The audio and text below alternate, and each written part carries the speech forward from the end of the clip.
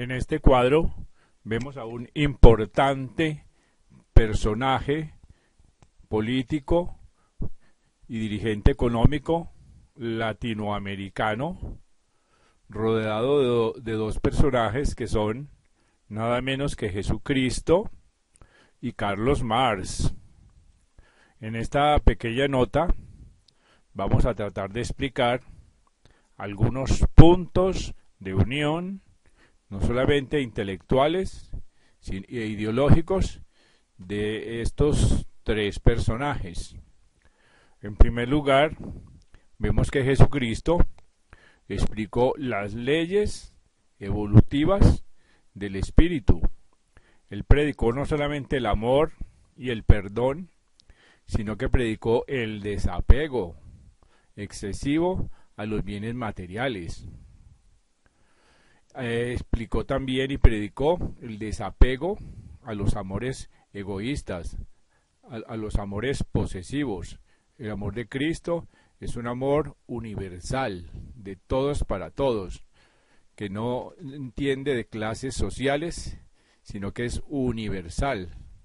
También predicó el desapego al ego, al exceso del yo, a saber renunciar a la propia personalidad para colaborar con el bien, no solamente individual, sino con el bienestar social de toda la sociedad. Inauguró, por lo tanto, una nueva moral, que no es una moral propia de la clase burguesa, es una moral universal, propia para todos los seres humanos.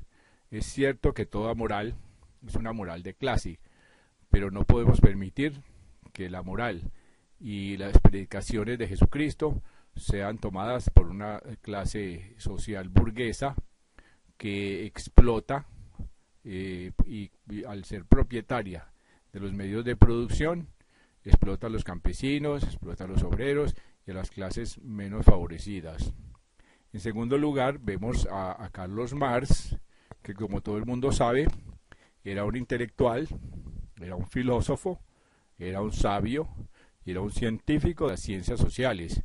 Él estudió no solamente las leyes del movimiento, de la economía, de la política, de la ideología, de la ética, de la moral, etcétera, etcétera, sino que aplicó dichas leyes de este movimiento a la parte práctica de la economía.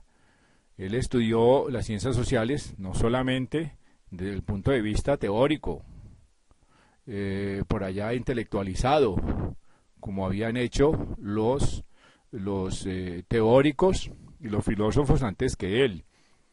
Él creó una nueva ciencia, que es la ciencia que estudia las leyes del movimiento de los ciclos económicos, los ciclos de la economía.